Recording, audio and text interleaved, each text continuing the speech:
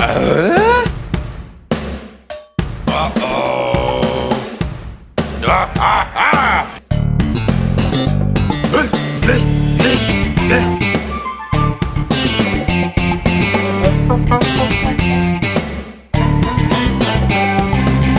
Uh-oh.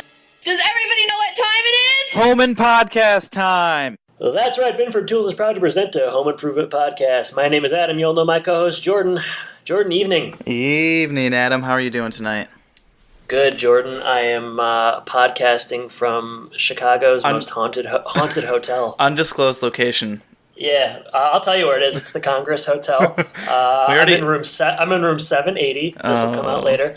But it's I don't know if I talked about this earlier, how I stayed in this haunted hotel for work. I don't remember if that came up. It did. But I'm staying in it again, and I'm currently podcasting from it. What was the creepy room number again? Isn't there like a room? It's like the fourth floor. I'm just glad I'm not on it. It is scary here. The ceilings are taller, so if the acoustics sound weird, that's why. But I'm gonna snap some pictures. But this place freaks me out.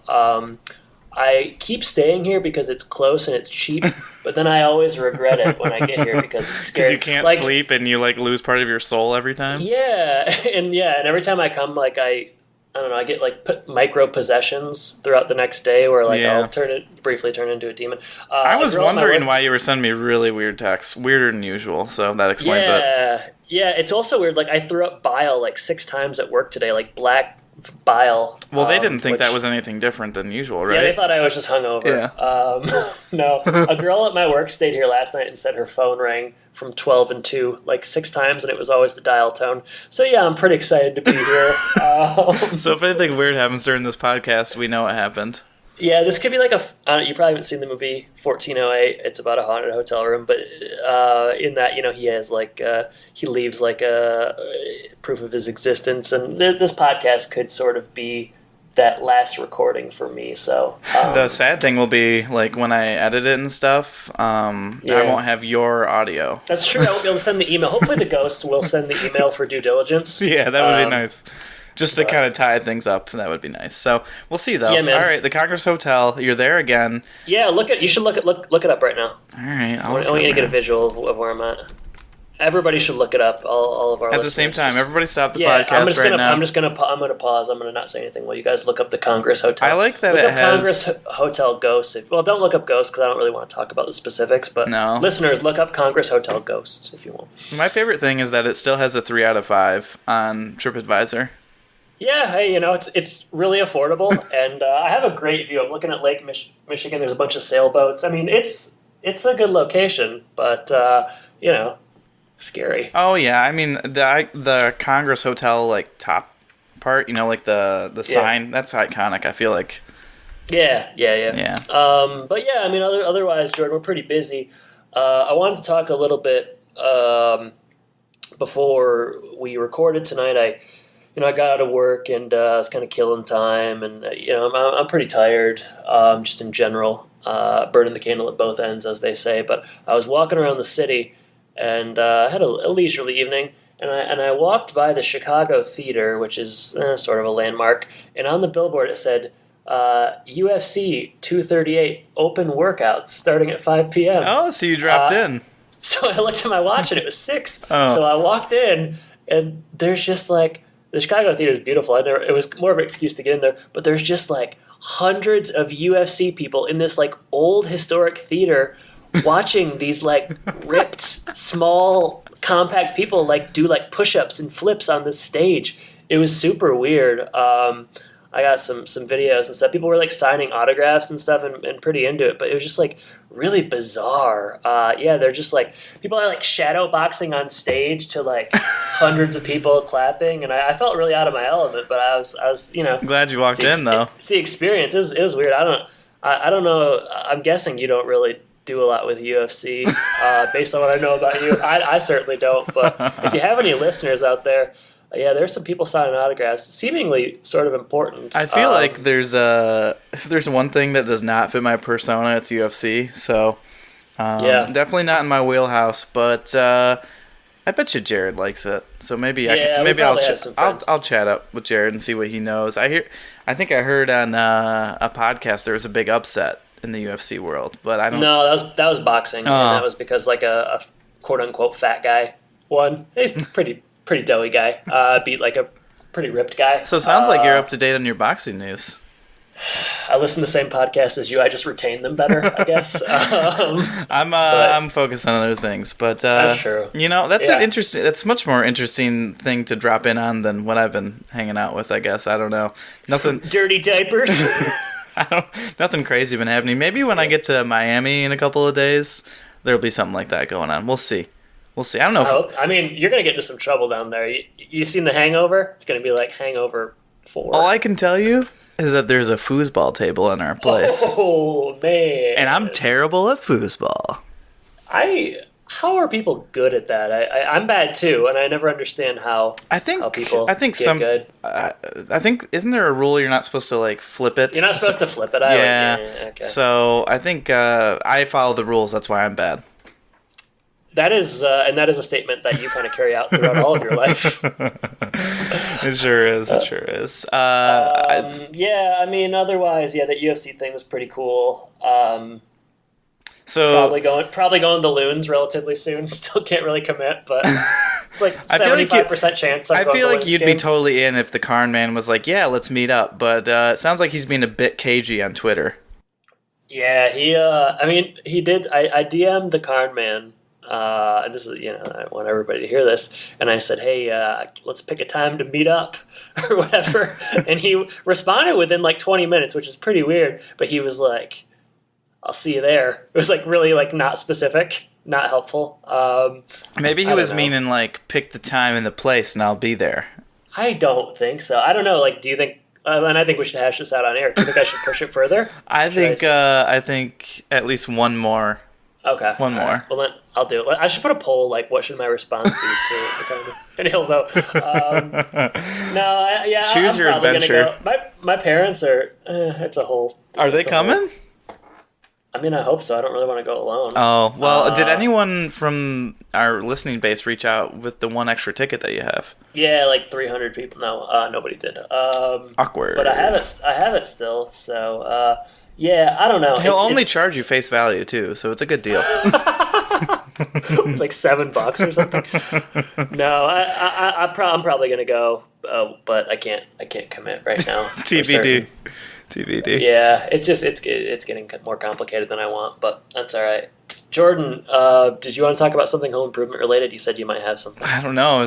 Do we still need to keep going on this? Let's riff. I'm in a hotel. I'm in a haunted hotel room. All I have is time. Well, recently we've been trying to revamp our YouTube page. So if you haven't subscribed to us, make sure you go to YouTube and find us in Home Impodcast there.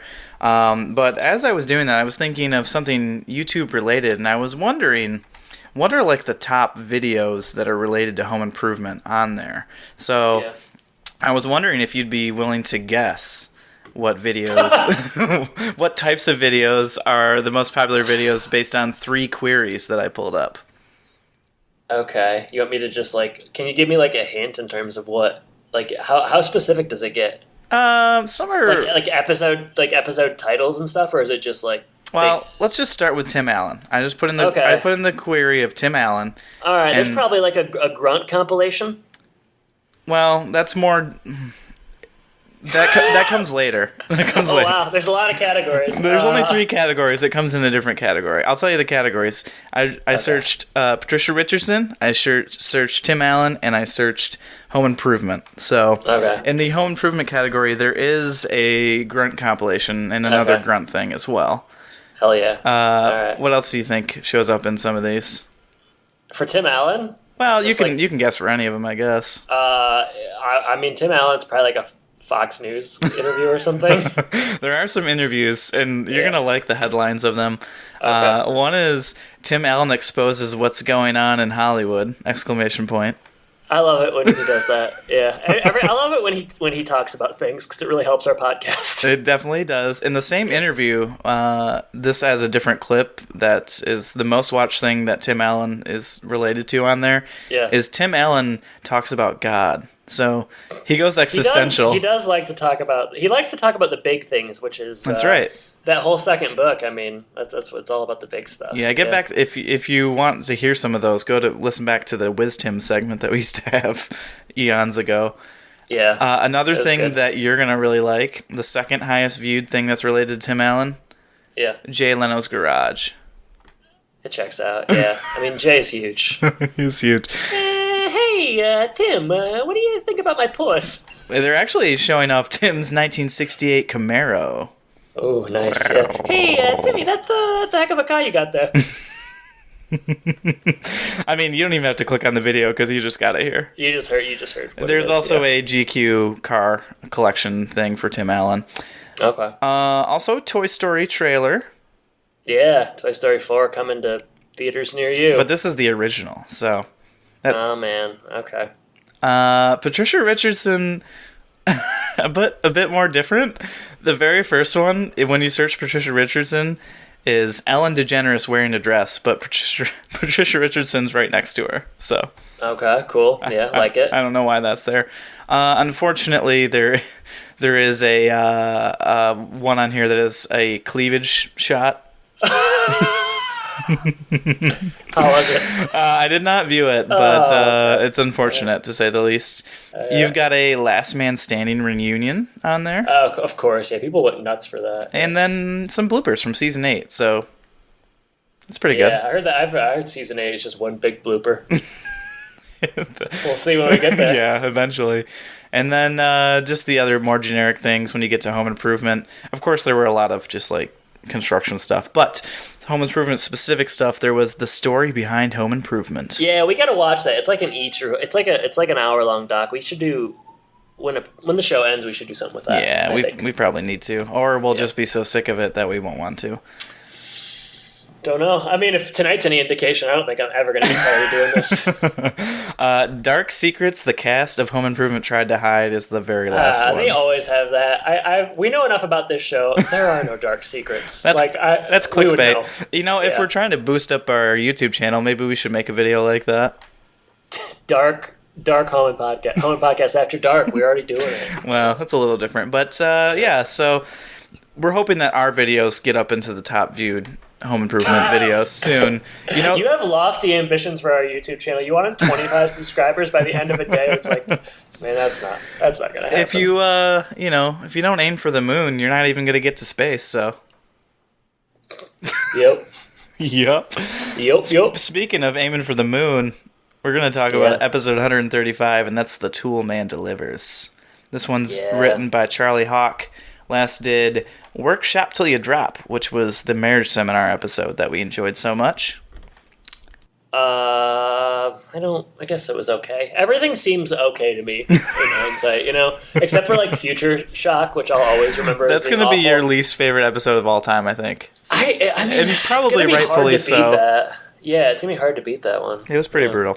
This one aired November 19th, 1996. And I've got 4 alternative titles. How many do you have? 4 as well. All right. And I gotta say, these are as bad as it gets, I think. As bad as Future Shock. Yeah. All right. I mean, probably. All right, I'll start. Okay. The Labor of Love. That's good, though. It's really boring. Well, thanks. This is a shout out to The Office. World's Best Boss.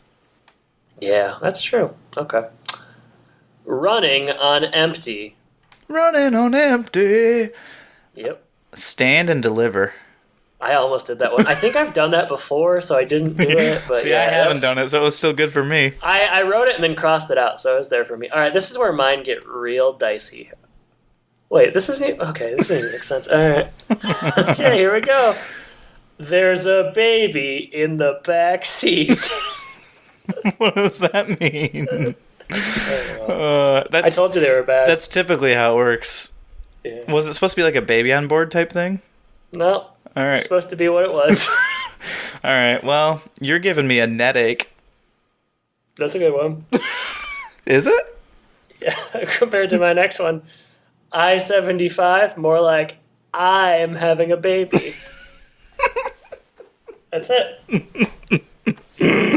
My last one is an homage to a Stephen King book. They're all in my head right now. So this one is The Ned Zone.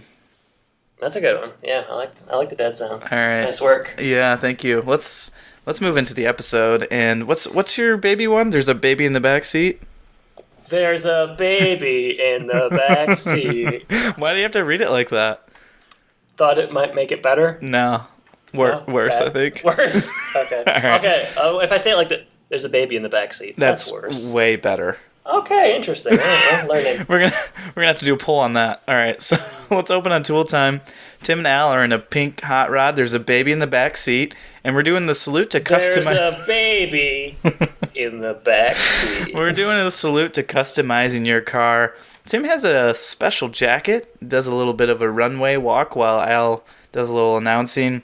They love Yeah, they've done that like 5 times. Yeah, they love doing that. It's it's an old staple. Yeah. It's not a good one, but it's the Tri-City Hot Rod Club that is giving Tim the Car Guy of the Year. Just another accolade for Tim. He's won like 5 different awards on the show as well. Yeah. So, ticket sales go to charity, and Al graciously purchased a $500 seat, but it's coming straight out of his paycheck, and he had no idea that he did it. So, yeah, that's cruel. Poor guy. That's a lot of money. That's probably like a whole week for Al. That's probably his rent check. Yeah, that's for sure. All right. Today's show is about interiors, and we get George Sparky Henderson. Is this the first time we've seen Sparky? Yeah. I didn't see. I thought he had been on the show before. Man, so did I. Okay, but he does a pretty familiar Seinfeld episodes. I don't know if you want me to do his bio now. Let's do it now. You're already into it. Okay. George Sparky Henderson, which is a Sparky Anderson homage to the old Tigers manager from the 80s. Wow, that's nice of them. Yep. Is played by Patrick Cronin. He has 86 credits to his name. He's going to be in 6 episodes. That's why I remember him. It's interesting. But he plays Farkas in the episode 2 episodes of Seinfeld. Notably, okay, so George is like, he's trying to get the job from, it's a woman that's in like the Drew Carey show. I don't know her name. Mimi? And he like, no, the more attractive one. Oh, okay. And he like touches the fabric on her shirt because like he sees somebody else do it and he thinks it's cool. And the woman is like, Farkas, fire this man. And he plays the guy that fires George. I think it's like he's trying to get a job at Penske or something. But it's good. It's funny. Otherwise, this guy has one interesting credit here. He's in a show in 1987 called The Oldest Rookie. Ooh. Well, why is that such a thing? Like, I don't know. Like, that's just such an old. It's well-treaded territory. Like, the old guy. He may be the new guy on the staff, but he's the oldest one. Maybe he might not be spry, but he's got a lot of wisdom. It's every like old guy's dream. Like they can kind of make a comeback of some sort. Yeah. And, you know. I mean, like I just feel like that's such a like the Dennis Quaid baseball movie. Yep. There's like that Nathan Fillion show where he's like a cop. I think it's called Rookie. Yeah, it is. Copying The Oldest Rookie. You know what? Like I thought. For a while, when I first saw those promos, I was like, man, he's way too old to be considered like a new cop on the force. Yeah, hey, that's what they want you to think. Well, wow, that's interesting. It wasn't enough for me to tune in, but... You know, it's an interesting idea for a show. You just take a regular show and you put a guy that's a little too old to be there. That's drama. Hijinks. That's stakes. Is that like The Intern, but the opposite?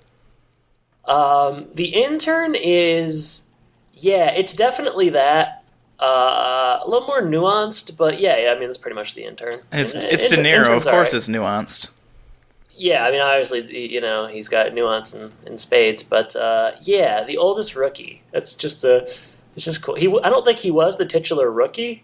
It looks like that was Matthew Modine, who PR tweets about a lot because I think he's trying to be the SAG-AFTRA president. Man, I got a lot of trivia. But so Patrick Cronin, he's okay. I don't know. He's better than Seinfeld. I can't wait to see him 6 more times. Yeah, well, 5 more times, right? 5 more Get times. your facts straight. He's the president of the Tri-City Motor Club, or Hot Rod Club, or whatever it is. So he's the one giving Tim the award. Hey, Jordan, what are the Tri-Cities? Bay City, Midland, and Saginaw, baby. You know it. You know it, big dog. You know we're from Michigan. Sure. Yeah. None of those imposter home improvement podcasts, right? Nah, none. You're trying to tell me friggin', and you can. I'm not even going to give them the dignity of saying their name. But you trying to tell me those guys know about the Tri-Cities? Yeah, okay. Back off. Sure. All right. Sparky owns a custom car shop there, and they're talking about coordinating the colors of the interior of this car.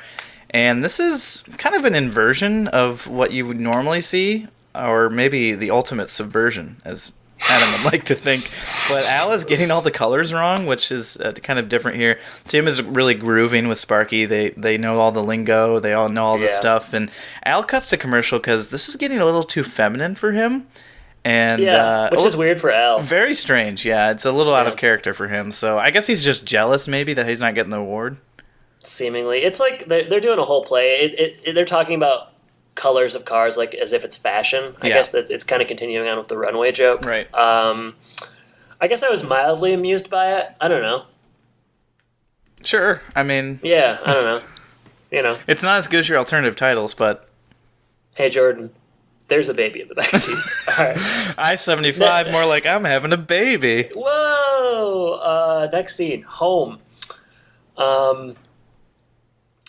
So Tim, why is Tim handling RSVPs? I don't understand the logistics of this event. I think he's inviting people, and he's got like a certain number of seats he can fill. Okay, because it just kind of seemed to me like he was responsible for like all of the invites or something, and I don't know. Yeah, that didn't really add up to me. But in any case, he's disappointed in the numbers. Nobody's really coming out for him.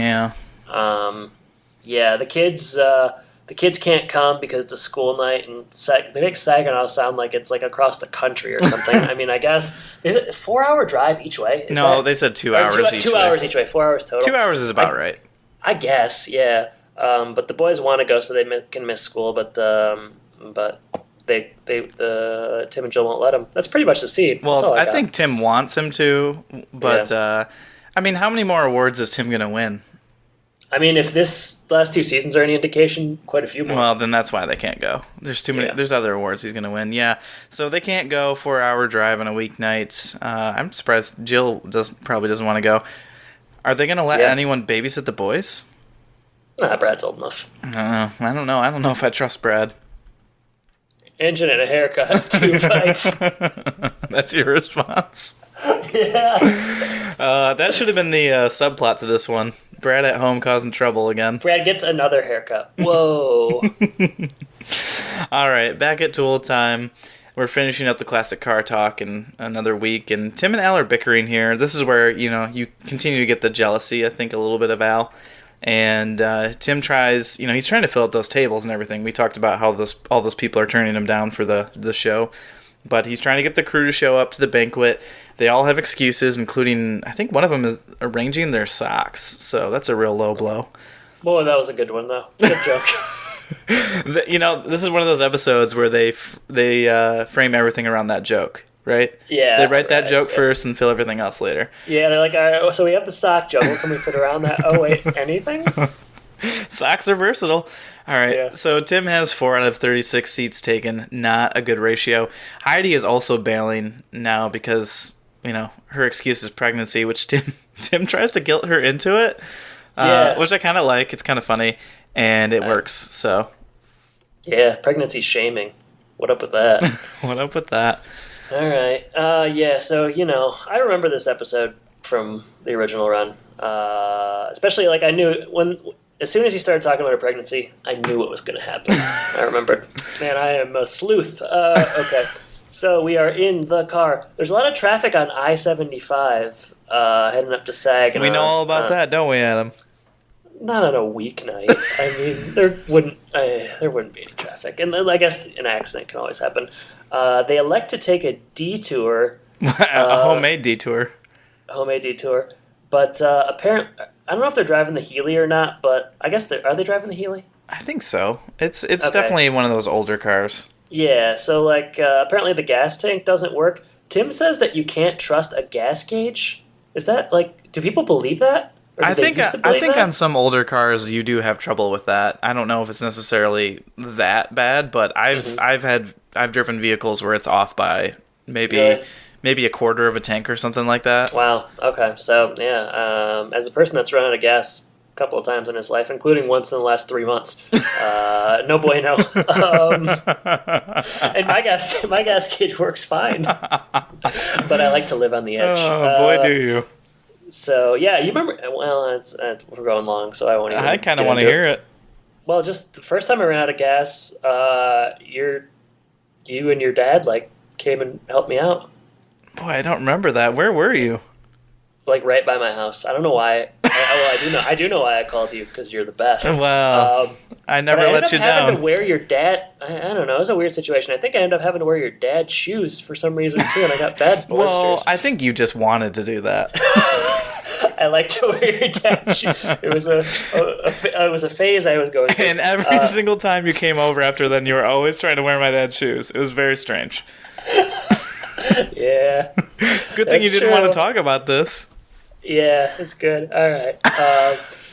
So they're out of gas. Tim's got to walk to he saw a gas station 2 miles back. This detour is desolate. It makes, I suppose on the drive from Detroit to Saginaw, there are some podunk areas if you take a detour, but this is pitch black. I don't know. Very black. Strange. Also, Tim hit a cow. Did that actually happen? Yeah, he said he hit a cow.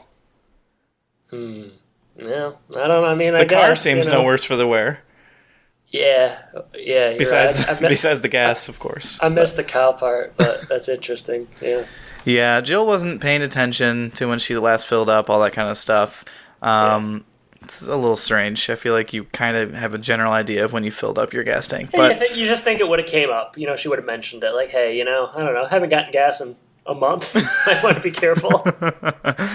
And she doesn't. So we move back to the banquet because they want to leave us on edge. What's going to happen? So we move to the banquet. Al and Wilson are there. Everyone's waiting on Tim, but Sparky's not really that upset quite yet because he's got car puns up his sleeve. I would argue Sparky never gets that upset. He's pretty chill about the whole thing. I think Sparky kind of takes everything with stride. With a name like Sparky.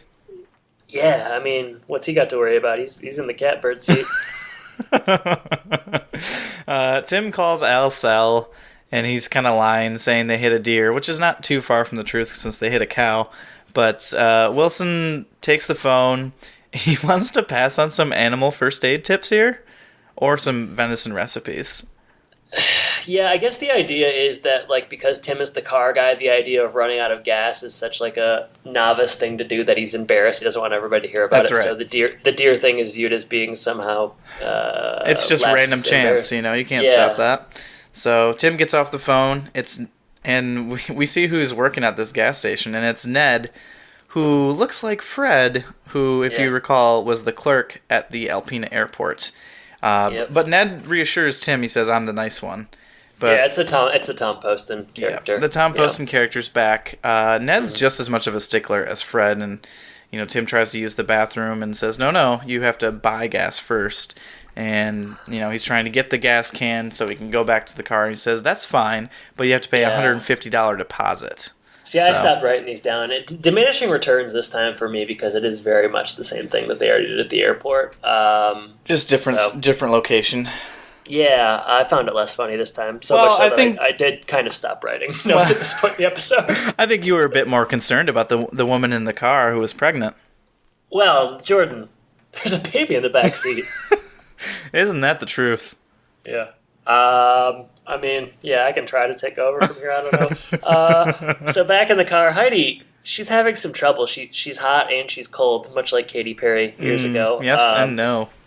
And she starts going into labor. Tim, and I'm kind of probably meshing scenes together here. It's okay.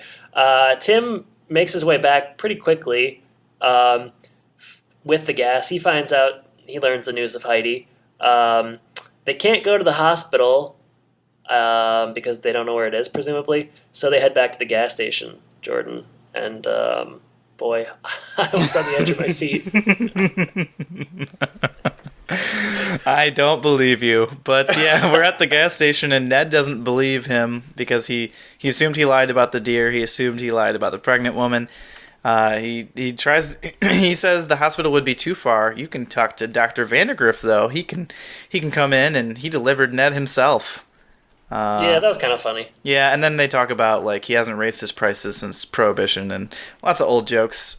We do not get an image of Dr. Vandergrift, but could have been interesting, I guess. I don't know. Or maybe wanted to see an image. You wanted to see an image of him, like they're gonna pull up a Polaroid. I want to see Dr. Vandergrift come up. Oh, you wanted to see him on screen? Yeah, oh, okay. Why not? Seems like an interesting fella.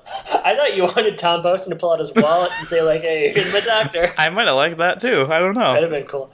Where do you, if you had to hazard a guess, where are they right now? I'm gonna pull up a map. Detroit to Saginaw. Okay. I'm thinking like, I don't know, like Emley City, something like that, maybe. All right. Well, let's look at 75 here. Yeah, it's 75. Hour 35 minutes. You know, it could have been like Clio Birch Run. It could have been. That's pretty close to our stomping grounds.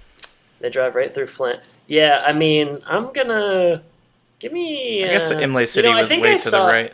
But you know what? They get off. You said Imlay City. They did take a detour. Maybe they're in Otisville or Millington. Ooh, Otisville. Yeah, that is... You don't want to be caught in Otisville. That is rural. I substitute taught in Otisville once, and it was weird. You barely made it out alive. It was, yeah. You know what? I walked into school that day thinking I was going to teach the kids something, and I left, and you know what? They taught me a thing or two.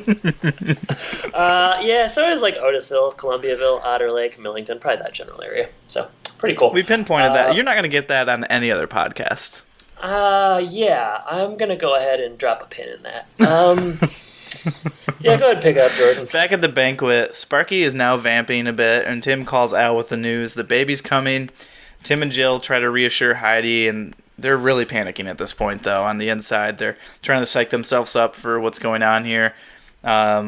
Wilson gets on the phone because he's a trained midwife, and he starts coaching them. Jill is actually going to be the Lamaze coach. Tim is going to be the receiver, and he doesn't know exactly what he's going to receive until he thinks about it for a tenth of a second. And things are coming along pretty quickly. Yeah. The baby is already out, really. It's a girl, all that kind of stuff. Stuff. They make a couple jokes about how like the first baby takes forever, all this kind of stuff, and like all of a sudden they see the head. So it's moving a little bit differently than they had anticipated. Everyone is now around the phone at the banquet, and they're celebrating at the good news. And Tim sacrifices that lovely jacket that he was walking in earlier and strutting his stuff in, and he wraps the baby in it. The baby is shockingly clean, as always happens in these TV shows. I'll tell you that my daughter was not that clean when she came out, so I don't know. I guess they don't want you to, have any problems when you're watching it on TV. I guess I don't know what the right. Yeah, they can't be too graphic. Yeah, something like that. So the baby's alive. Everyone's doing okay. Heidi's doing okay, and they move on to another scene at the gas station. I got a couple things to say. All right. Why wouldn't Jill be the receiver here? I mean, she's got to coach. She's got to coach the breathing. I don't know. Tim doesn't know about the breathing techniques or anything like that. I know, but Tim, I don't know. I know Tim and Heidi are close, but like, I don't know if he should have seen all that. And I think it would have just been better. Would have made more sense if Jill did it. But you gotta get the jacket thing. Stupidly, when the jacket stuff happened and the baby was born, I got a little misty-eyed. No, you didn't. I swear, I did. Yeah, I did. Doesn't take much. Take much. Hey, you really are burning the candle at both ends. I know. I tell you what, something's wrong with me. I'm getting misty-eyed watching that, but I did, and I'm that's the way it is. So, all right. Well, thank you for being vulnerable on this podcast. We're literally tens of people will hear it. Jordan, we get tens of thousands. I think you mean. I love being vulnerable. I'm a millennial, so that's me. You want to talk about this next scene? Sure. I'm stunned that we didn't play a clip here at any point. There wasn't real. I mean, Wilson doesn't have that kind of moment, really. Like, he's in it. He's at the table. He's shielding his face with the phone and so on. Yeah. But, there is not that kind of, sage advice in that way. Like, he's not relating it to Confucius or anything. So no, he's not. So there wasn't really a clip-worthy moment, but we do move on to the end here. Mm-hmm. We're still at Ned's gas station. The ambulance has taken Heidi away, and we get one more of these jokes that you've kind of had enough of, where Ned gives him a cigar, but then says there's no smoking inside. So yeah, so like in the trivia, it says that there is a scene where Tim strikes a match and it blows up, but it's like footage from the movie Dark Man, which is like a Liam Neeson, I guess it's like a comic book adaptation kind of movie. Did you see that? Because I didn't see that. Yeah, there's one more scene after this where it's that scene where it's kind of like an outtake, and they just kind of. I probably stopped watching. Yeah, they play it for laughs here, and they do that, and they, Tim's like on fire, but also there's a voiceover of him saying like, "Oh, that was hot" or something. I don't know. Oh man, that sounds really good. Sad I missed that. Yeah. Also, the auto shop is the same set used in Roseanne, where Dan Connor's motorcycle shop was. So that's kind of fun. Just reusing stuff. Hey, you know what? It's good for the environment, I guess. That's right.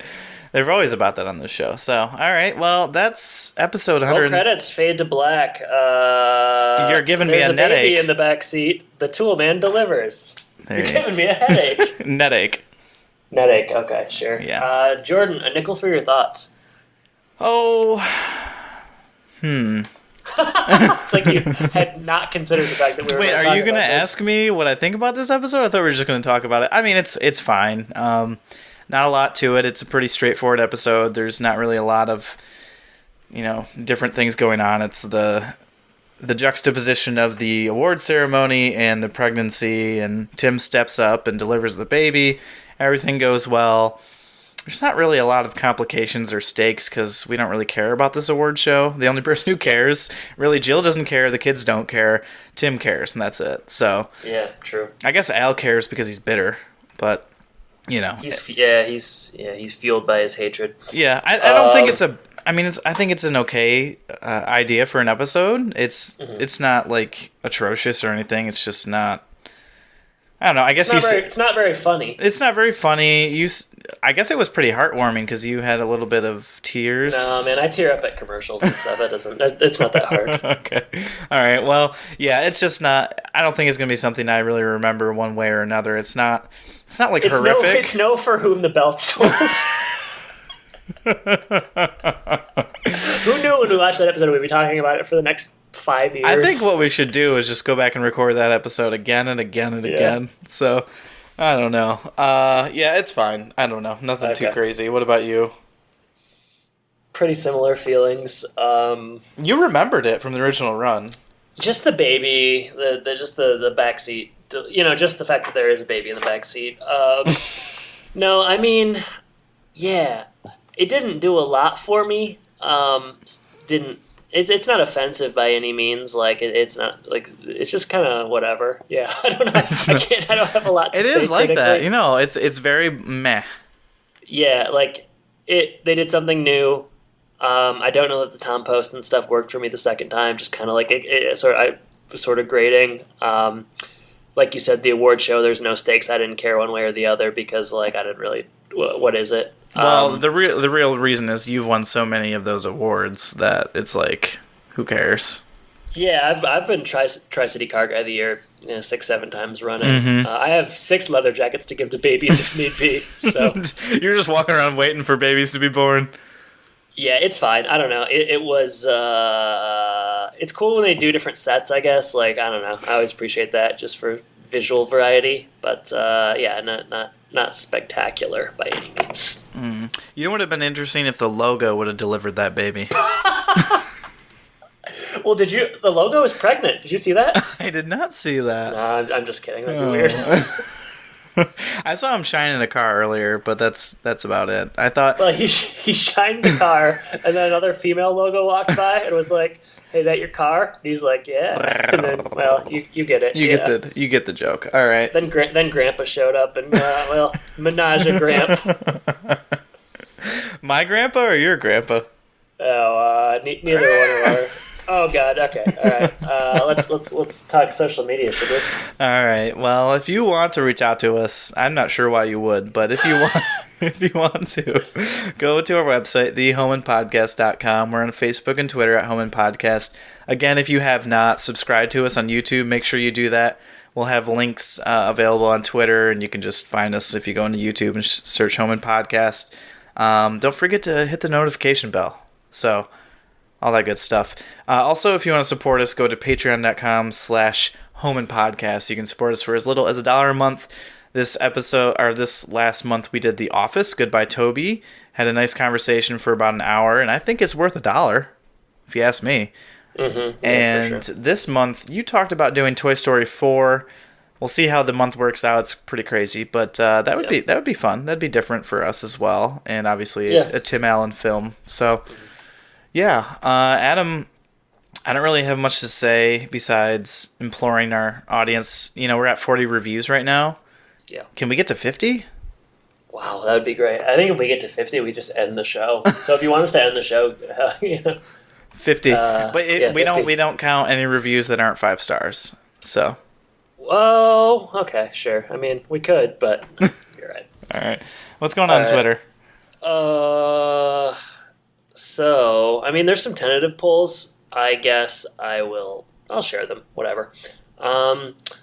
What's your favorite type of meat? 28 total votes. Mind you, there are 13 hours left. This could change, but it's important to have live updates in the middle. Okay, so as of now, it's like election night coverage. 28. Yeah, hopefully less bummer than that. 28 total votes. 7% said human flesh. 11 said pork. 32% chicken. 50% steak. Wow. Flesh barely lost to pork. It's kind of high. I sort of feel that way, actually, if I'm being honest. Which do you prefer? 25 total votes. 8% said energy drink. 12% tea. 24% soda pop. 56% coffee. Interesting polls this week, Adam. Related to nothing. But they seem pretty successful. I mean, the proof in the pudding, as your brother used to say. So Probably still says. Yeah, I haven't seen him in a while. You want me to call him up right now? No, him and I are on the outs. I never returned his copy of Catch-22. So yeah, I know. It's a good book, though. So yeah, Twitter's cool. Twitter's the best way to connect with us. Ask us questions, share your thoughts. Reach out to Adam for his Loons ticket.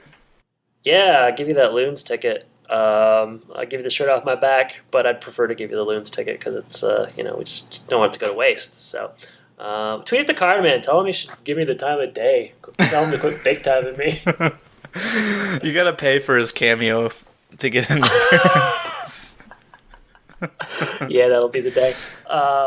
Yeah, man. So, what else? What do you want? Question of the week or what? Jordan, this episode prominently features a gas station.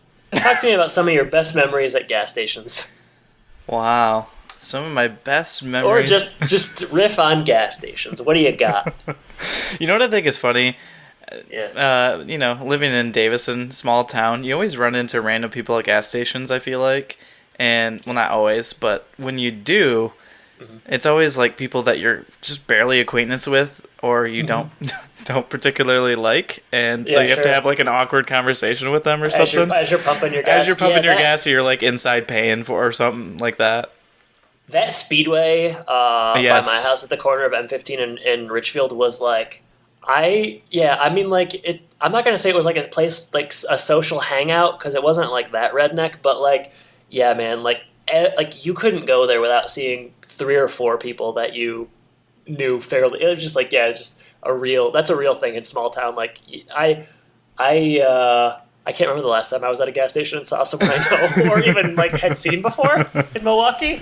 Sure, that makes sense. It does happen all the time in small town. Another funny thing about gas stations, Sam, my best friend, besides you, of course. Ouch. Besides you, of course. Yeah, bitch. He would always, before we were going anywhere, he would always like load up at the gas station. I don't know if he thought we were never coming back or like we'd never have the opportunity to stop, but he'd always get like jerky and something to drink and some gum and some chips. Well, he liked his energy drinks. He definitely liked Monster and whatever else. So he always loaded up. So I do remember that about gas stations as well. Yeah. All right, cool. Anything you got about the gas station? I recently drove down to Florida, as you know, I saw you there, and I got some gas station. We do a lot of driving because Kirsten doesn't like to fly, so long road trips. For me, gas stations, I got some staples. I like to get hot peanuts. Oh. I like to get the 2 for $1 hot peanuts. I like to get the cracker packs, where it's like, I don't know, you can get cream cheese and chive, or cheddar, peanut butter, like those kind of 6-pack of crackers. And, lately I've been getting back into Gatorade, Jordan. Really? Of course, the calorie-free. I'm not a heathen. Does it have the same amount of electrolytes? I don't know. I worry more about calories than electrolytes. But what's your favorite flavor? I like G2 white. I don't know what the flavor is. Probably Arctic bullshit. I don't know. I feel like all of them are Arctic. I drank a lot of Gatorade in high school, and lately I've just been kind of getting back into it. Yeah, that's nice. And also in South Dakota, there's this gas station. I don't know if we have any listeners in South Dakota. There's this gas station that has a dinosaur on the outside. I'm looking it up right now. I like that. It's pretty cool. South Dakota dinosaur gas station. How many searches per month does that have? Sinclair gas stations. They have this cool green dinosaur on the outside. Is it fun. Is it like the old dinosaur? Wasn't that like a Hess thing or something? Well, hey man, I don't know, but it's pretty cool. You could look it up if you want sometime. I don't know. That's a pretty fun thing. If you're ever out in South Dakota, you want to see a dinosaur, go to Sinclair gas station. Also see a lot of wall drug signs, which is like a big tourist trap. With regards to gas stations, they're important. Yeah, they're important, and I'll tell you one thing I don't like: the television stations. Yeah, who's watching those? Get off my lawn. It's just annoying. It scares me every time. It's like especially at night when you're alone. Yeah, this random voice. It just pops up, and it's like, "Hey, this is what Mario Lopez is doing." And it's like, okay. That's the last thing I want. Yeah, I don't know, who's that for? Is that working? Is that marketing that's effective? I don't think so. But somebody's and we would know. And somebody's getting paid for it though. Yeah, not us. Can we get our podcast on Home Impodcast? I mean, that's our ceiling. Gas station televisions. That's where I've always dreamed to be. Well, that was successful. Jordan, what are we covering next week? Oh, next week. You're going to love this episode title, if I know you. Next week, we are covering the wood, the bad, and the hungry. Not bad. I hope they're camping. Don't we all? It'll be Christmas on home before long, and that'll be a festive time. Mm-hmm. Well, Jordan, thank you for joining me. Listeners, thank you for listening, and I guess I should say there's a baby in the back seat. Take care. Take care, everybody.